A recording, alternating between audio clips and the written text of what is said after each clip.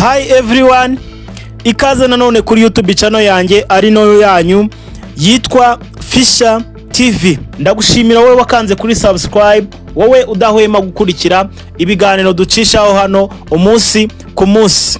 Ndagusaba gukanda kuri subscribe wowe utarabikora kugira ngo nawe ujye ubasha gukurikirana ibiganiro tunyuzaho hano, ubikurikirane kandi bikugereho ku gihe. Hanyuma rero ndagusaba gusangiza abandi iyi video, ubasabe nabo gukanda kuri subscribe kugira ngo nabo bajye babasha gukurikira ibiganiro byiza tunyuzaho hano kuri YouTube channel yanjye ari nayo yanyu yitwa Fisher TV. Hanyuma rero nkuko mubizi tumaze igihe amaso yacu twese ahanze mu burasirazuba bw'isi muri Middle East kugira ngo twese turebe intambara ikomeje guhanganisha Iran ndetse na Israel na Amerika aho iza kwerekeza, kuko ibiciro ku isoko bikomeje kwiyongera. Ni nayo mpamvu twese ku isi amaso nta handi ahanze.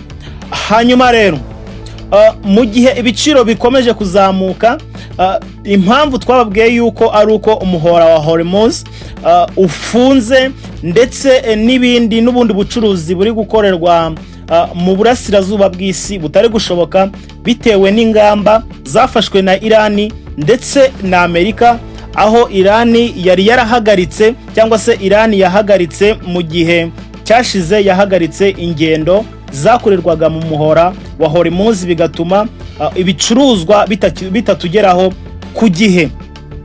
Ibyo byatumye na Amerika nayo ifata ingamba zo gutangira cyangwa se zo gukumira ibicuruzwa bica ku byambu byose bya Iran, ubwo ni ibyinjira n'ibisohoka. Hanyuma rero ku mugoroba wo kuri uyu wa gatanu, Minisitiri w'Ububanyi n'Amahanga wa Iran amaze gutangaza ku mugaragaro ko icyambu cya Hormuz cyamaze kufungurwa. Ni ukuvuga ngo ibyinjira n'ibisohoka cyangwa se ibica mu muhora wa Hormuz byamaze guhabwa agahenge. Ni ukuvuga ngo inzira yabaye nyabagendwa, niko amaze gutangaza Minisitiri w'Ububanyi n'Amahanga wa Iran agira icyo abivugaho. Donald Trump mu magambo ye yagize ati, ndashimira Iran ko nayo yemeye igafungura cyangwa se ikarekura ibicuruzwa bishobora guca muri Hormuz. Donald Trump yagize ati, ibi ngibi na Amerika ibikoze, ntabwo ari Iran ibikoze nk'uko babitangaza. Donald Trump yakomeje agira ati, ibi ngibi na Amerika ibikoze, ntabwo ari Iran. Hanyuma rero tudatinze reka dusubire inyuma turebe ubundi ni iyihe mpamvu itumye Iran irekura ikavuga ngo uyu muhora wa Hormuz turawufunguye ku mugaragaro. Ni ikihe kibyihishe inyuma? Bigenze bite kugira ngo Iran irekure ivuge ngo turafunguye? Ni ukuvuga ngo dusubiye inyuma mu biganiro byabanje nakoze, nababwiye zimwe mu mpamvu zatumye Iran na Amerika binanirwa kumvikana mu masaha 21 bafashe bari kuganira ku cyatuma intambara irangira. Muri bimwe Iran yasabye, yavuze yuko habaho guhagarika kuraswa muri Liban. Narabibasobanuriye mu biganiro byabanje, niba utarabyumvise wasubirayo ukajya kubyumva. Iran niko yaravuze ngo twebwe bimwe mu byo dusaba, turasaba yuko mutakomeza kurasa kuri Liban. Murabizi yuko muri Liban hari umutwe uterwa inkunga na Iran witwa Hezbollah iterwa inkunga na Iran. Akaba ari nayo mpamvu kimwe mu bintu Iran isaba yuko iyi Hezbollah cyangwa se na Liban byarekera kuraswa.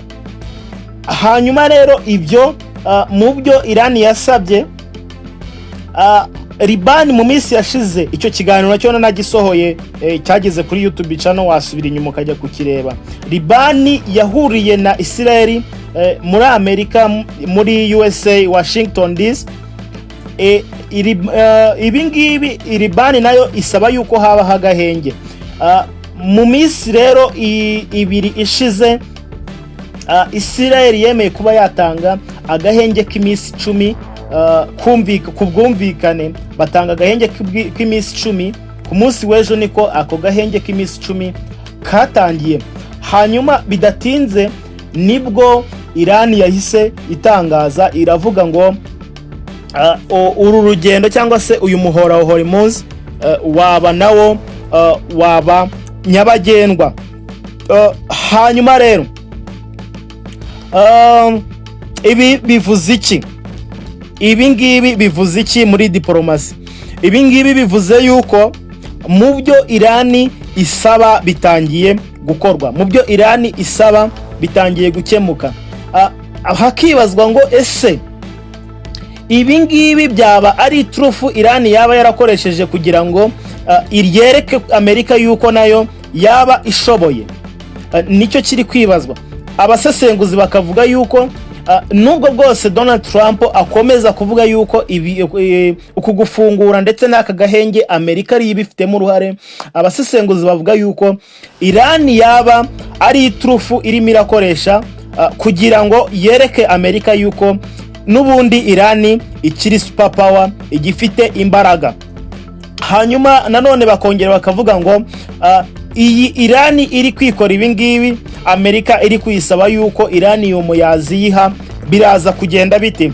Ese Donald Trump ukomeza kwihagararaho araza gukomeza kwihagararaho kugeza igihe bigenze bite? Nkuko Donald Trump akomeza kuvuga ngo nubwo bwose hafunguye ariko ibiganiro biraza gukomeza.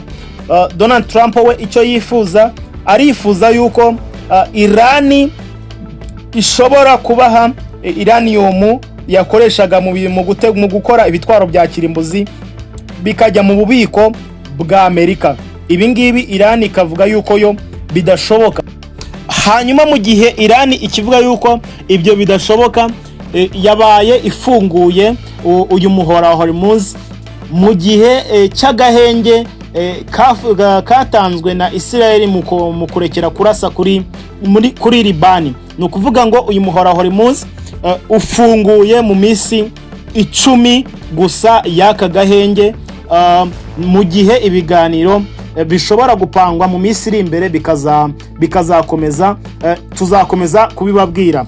Hanyuma ikindi Iran yashyizemo gisa nkaho ari umutego, yavuze ngo mu gihe Amerika igifite cyangwa se igifite abasirikare bayo cyangwa se buriya bwato bwa gisirikare, mu gihe bukiri ku bindi byambu, mu isaha n'isaha Iran ishobora kongera guhagarika ingendo zica muri uyu muhora wa Hormuz. Hanyuma ikindi tuza gukora, turakomeza turebe aho ibintu biza kwerekeza. Turaza gukomeza kubaha izindi update ziza kuba ziriho. Wowe icyo usabwa ni ugukomeza gukurikira iyi YouTube channel ukareba niba hari andi makuru yaba yagezeho.